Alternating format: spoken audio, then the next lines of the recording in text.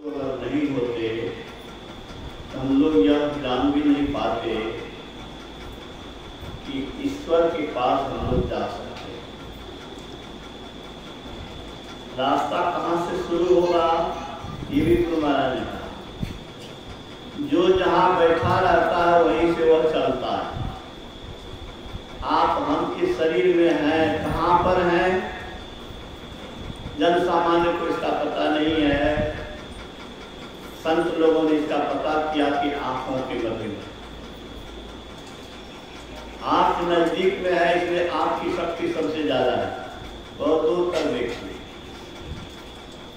तो वहां से यात्रा प्रारंभ होगी और आपने यह सुना कि अन्न पसरा हुआ है, समेट दीजिए तो ऊंचा हो जाता है। तो आंख से नीचे सारी इंद्रियां हैं, उसी से ज्ञान होता है। आंख के ऊपर तो भाग को लोग कहते हैं ब्रह्मांड, शुरू से सुनते आ रहे हैं, मारेंगे बाकी तो ब्रह्मांडे खोल देंगे। आंख से नीचे का भाग पिंड है और आंख से ऊपर भाग ब्रह्मांड है। ऊपर में जाने का एक ही रास्ता, ये गुरु महाराज ने घोषणा किया, संतों ने घोषणा किया। कबीर की वाणी पढ़े, नानक की वाणी पढ़े, सूर की वाणी पढ़े, किन्हीं भी संत की वाणी पढ़े, बाइबिल पढ़े, उसमें भी ब्रह्म ज्योति की बात है, अंदर में चलकर पाने की, ईश्वरीय शब्द का सहारा लेने की बात। मैं तो कुरान भी पढ़ा हूँ। कुरान में है कि मोहम्मद साहब हेरा के गुफा में जाकर ध्यान करते और उन्होंने काला पहाड़ के बीच तारे को देखा। तो तारा तो हम लोग भी साधना करने के क्रम में खोजते हैं ना। एक बिंदुता दूरबीन हो, दूरबीन क्या करे, सुखमनिया में मोरी नजर लागी, अकल बगल कहूँ दृष्टि न जोड़े, सन्मुख बिंदु कपल लागी। ब्रह्म ज्योति खुल गई अंतर में, निसी अंधियारी हदस मारी। यही तो गुरु महाराज ने लिखा। और मोहम्मद साहब ने भी तो ये कहा कि काला पहाड़ था, वो टुकड़े टुकड़े हो गया, बीच में प्रकाश तारा नजर आया, गहरी आवाज आई, ईश्वरीय शब्द हुआ।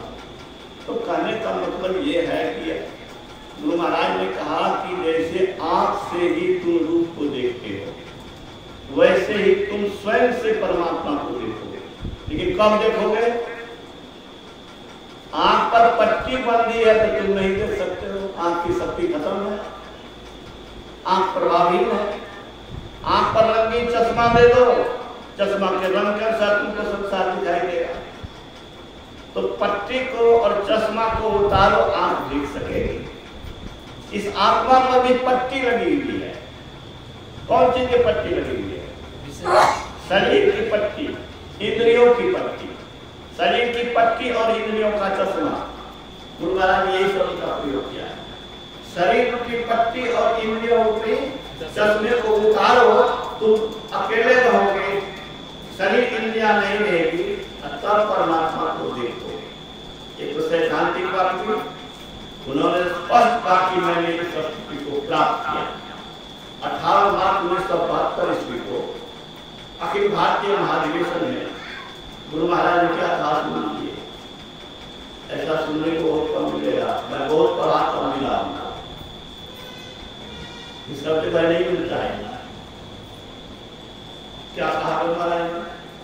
जो कुछ चमत्कार तुम देखते हो वह वैज्ञानिकों के खोज का परिणाम है। इंग्लैंड में कुछ हो रहा है और वहां से वीडियो हम लोग देख रहे हैं। कहीं मित्र है, वीडियो में बात कर रहे हैं, लगता है बगले में। ये क्या है? वैज्ञानिकों के खोज का परिणाम। गुरु महाराज ने क्या कहा? मैंने भी खोज की, मैंने भी खोज की। जिनको शंका है वो मेरे पास पुस्तक है, मैं तुरंत आरती के बाद दिखा सकता हूँ।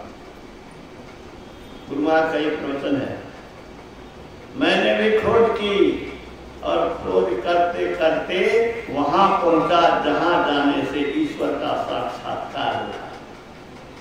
करोड़ों सूर्य से ज्यादा चकमक है, लेकिन उसमें गर्मी नहीं, शीतलता है। मन शांत हो जाता है। अभी किसी का मन शांत होने वाला नहीं है। क्यों नहीं मन शांत होने वाला है? अरे मन जो चाहता है वो मिल ही नहीं रहा है।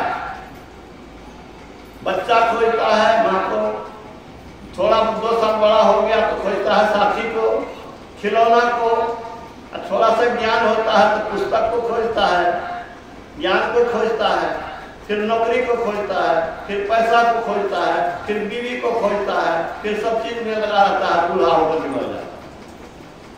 इसको जो चाहिए इस मन को, ये मन को मिलने वाला चीज संसार में है ही नहीं, इसलिए अस्तित्व होकर के ही दुनिया से चला जाता है। और चला जाता है, इसकी लालसा तो बनी रहती है, इसीलिए फिर से मनुष्य नहीं मिलता और जन्म मरण का तांता लगा रहता है। ये तो गुरु महाराज कहते हैं। गुरु महाराज ने कहा जाना है जरूर, कहाँ जाना है पता नहीं, कब जाना है पता नहीं, कितनी चिंता की बात है। इस बात को जो चेतते हैं वही सयाने हैं। बच्चे खेल खेलने में मस्त रहते हैं, लेकिन सब दिन वो खेल में मस्त नहीं होते। बच्चा खिलौना पाकर खुश होता है, हम आप भी खिलौने पाकर के खुश हैं। जो खिलौना टूटना ही है, जब शरीर टूटना है तो पाने वाला चीज आपके पास कहां से आने वाला है? गुमान कौन चीज का है? घमंड कौन चीज का है? इतराइए नहीं, शरीर और संसार की क्षणभंगुरता को महसूस कीजिए और महान पुरुष और संत पुरुष जिस रास्ते पर चल करके उद्धार का रास्ता बनाए, उस पर चलने की जरूरत है।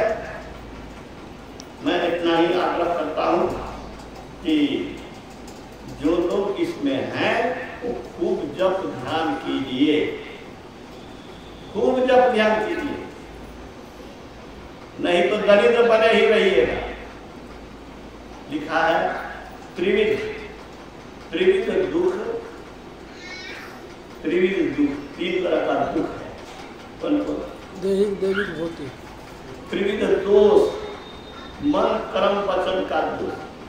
मन कर्म वचन, मन से किसी को गाली दे रहे हैं, मन से किसी का अशुभ सोच रहे हैं, मानसिक कर्म यह दोष। वचन से गाली दे दिया किसी को, उसको अपशब्द कह दिया, ये वचन का दोष। और कर्म से 3 तरह का दोष, और 3 तरह का दोष भी है, दैविक और भौतिक। और 3 तरह की दरिद्रता है। कौन कौन 3 दरिद्रता है? लोग तो एक ही दरिद्रता को बुझता है कि धन नहीं है तो दरिद्र है। धनहीन दरिद्र वास्तव में नहीं है, धन लौलुकता दरिद्रता है। अरब है, खरब है, चोरी कर रहा है, जेल जाने की तैयारी कर रहा है। बड़े बड़े मंत्री संतरी का खेला तो जान ही रहे ना, बड़े बड़े पदाधिकारी का खेला जान ही रहे। तो ये धन रहते हुए भी आदमी दरिद्र है। धन लौलुकता एक दरिद्रता। दूसरा ज्ञानहीनता, ज्ञानहीन है वह भी बौद्धिक रूप से दरिद्र। और तीसरी दरिद्रता क्या बताया गया संतों ने? इंद्रिय सुख लौलुकता, जिसके कारण से आदमी छुटार हो जाता है। तो इन तीनों लोलुपता से, तीनों दरिद्रता से, तीनों दोष से, तीनों दुख से बचने का एक ही जगह है, वह है अध्यात्म। इसीलिए मैं मासिक सत्संग करता हूँ। आप लोगों को फिर मैं आग्रह करूंगा कि आज 2 तारीख है, 7 जुलाई को होगा, तो 7 जुलाई के लिए आमंत्रित कर रहा हूँ कि 7 जुलाई को आप लोग आने की कृपा करेंगे। आप लोग जो आए हैं, मैं सबको हृदय से नमन करता हूँ, मैं ऋणी मानता हूँ। मैं मानता हूँ कि आपने बड़ी कृपा की, हमारे आग्रह पर मेरी कुटिया में पधारने का आपने कष्ट उठाया है। वैसे तो आपने अपना काम किया, जो काम आपने किया है, जो कान में शब्द गए हैं, ये शब्द कहीं न कहीं आपके मन को, बुद्धि को कुछ सोचने के लिए विवश करेगा। तो फिर आप 7 जुलाई को आने का कष्ट करेंगे। मैं फिर से आप लोगों का आभार प्रकट करता हूँ। और मुझे एक प्रसंग सुनाने का मन कर रहा है कि भगवान विष्णु कृष्ण बन करके आए हैं और भगवान शिव आ गए दर्शन के लिए। विष्णु लोक में, क्षीर सागर में माँ लक्ष्मी चिंतित नजर आ रही है, ये सॉरी भगवान विष्णु चिंतित नजर आ रहे हैं। माता लक्ष्मी कहती है आप बड़े चिंतित नजर आ रहे हैं, क्या हुआ? कहा कि देखो ना, मेरा तो अवतार कृष्ण के रूप में हुआ है और भगवान शिव आए, मैं सोचता हूँ कि उसके कुल के इस रीढ़ से ओरीन कैसे हो। मेरे जन्मोत्सव को देखने के लिए वो आए हैं या मेरे रूप को देखने आए हैं, बाल रूप को देखने आए हैं तो रीढ़ हो गया, मैं इस रीढ़ से ओरीन कैसे होऊंगा? आगे उन्होंने कहा कि देखो मेरा तो अवतार होता है, भगवान शिव का अवतार नहीं होता।